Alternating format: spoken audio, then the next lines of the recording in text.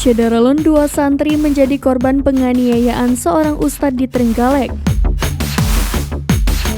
Satreskrim Polres Trenggalek, Jawa Timur menetapkan MDP berusia 17 tahun menjadi tersangka atas kasus penganiayaan.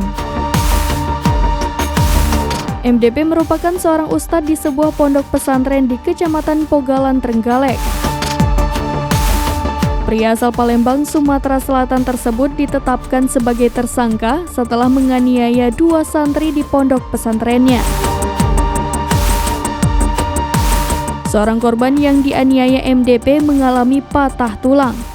Mengutip tribunjatim.com, hal tersebut dikonfirmasi Ibtu Agus Salim, Kasat Reskrim Polres Trenggalek.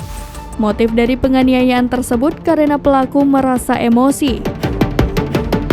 Amarah MDP tersulut ketika mendengar jawaban korban kepada pelaku saat ditegur. Kasus terungkap ketika ayah dari GD, Purwanto, menerima kabar anaknya dianiaya pada Jumat 20 Januari 2023. Ia menerima laporan dari wali murid lain yang mengatakan GD dilarikan ke IGD RSUD Dr. Sudomo, Trenggalek.